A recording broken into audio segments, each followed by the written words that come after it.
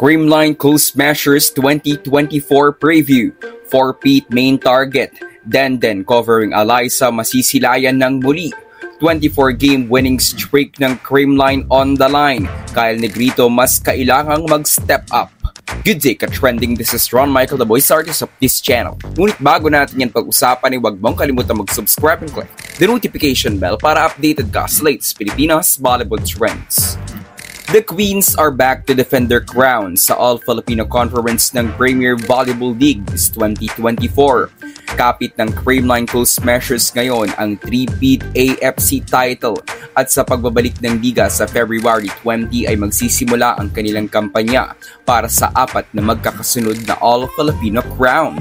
Almost unbeatable ang Creamline noong nakaraang taon. 2 beses lamang silang natalo ng local teams last year and those were against the F2 Cargo Movers noong eliminations at laban sa Petrogas Angels sa Game 1 naman ng finals na parehong naganap noong 2023 First AFC na ipanalo ng CCS ang Game 2 at 3 kaya't itinanghal silang kampyon sa opening conference noong nakaraang taon. Hindi sila natalo ng kahit sinong local squad noong Invitational Conference, subalit nabigo sa finals versus Kurashiki Ablaze. Pero pagdating naman ng second All-Filipino ay nagbalik bilang reyna ng PVL ang Cool Smashers at naitala ng Creamline ang kanilang second sweep conference after not dropping any single game. Suma total mayroong 24-game winning streak ang Cool Smashers against the local teams of PVL. At iyan ang record na kakapitan at aalagaan ng 7-time PVL champions. Asahan na ngayong 2024 ay magiging mabigat na yung pressure na bibitbitin ng Creamline para i-maintain ang kanilang flawless record. Subalit kalakip niyan ay solido pa din ang puwersa ng Cool Smashers at nadagdagan pa nga ng 3 manlalaro. Tuluyan na ngang umalis si Sed Domingo sa team at hindi naman lingid sa kaalaman ng lahat na ang iniwang pwesto ni Sedi ay papalitan ni Bea De Leon kasama ni BDL sa pag-transfer mula sa Chocomucho papuntang Creamline si Denden Lazaro Revilla.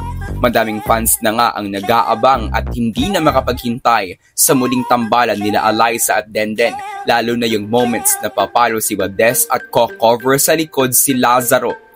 At para naman sa mga hindi nakakaalam, ang latest addition nga ng Cool Smashers ay si Dij Rodriguez na teammate ni Bernadette Pon sa beach volleyball team ng Pilipinas. Hindi pa man nag-aanunsyo ang management pero nasa pre-game photoshoot na si Dij together with the rest of the Cool Smashers.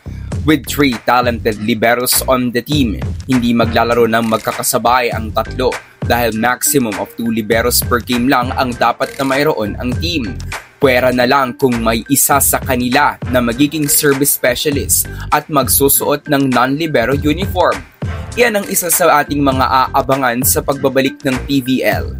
Nagsilakasan nga ang ibang koponan lalo na yung mga maituturing na tinik ng Creamline for the crown. Subalit ngayong first AFC, nananatiling Cool Smashers ang may pinakamataas na chance to win the championship. Muli nilang ibibida ang kanilang mga main ingredients ng kanilang golden recipe. Nandyan ang team chemistry, good vibes mantra at ang malalim nilang lineup. Nadagdagan na naman nga ang Creamline ng isang all-around outside spiker sa pagdating ni Dij Rodriguez at dahil sa presensya ni Bea De Leon ay maging mga middle blockers ng Cool Smashers ay maituturing ng hindi mauubusan ng puwersa kahit na magkaroon pa ng off games ang kahit sino sa kanila. Ang player na kailangang mag-step up para sa Cool Smashers this conference ay mananatiling si Kyle Negrito. Oo, may pressure siyang naramdaman last second AFC pero mas mararamdaman niya ang bigat ng kanyang responsibilidad as the main playmaker of the team.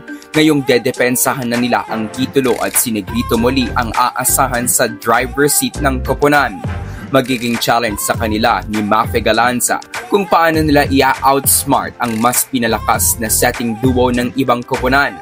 Lalo na yung Mars Alba, Dina Wong ng Chocomucho at Rhea de Maculangan, Kim Fajardo ng PLDT. Para sa starting 6 ng koponan, asahan na mas lalaruin ni Coach Sherwin ang mga players na ibababad niya per game.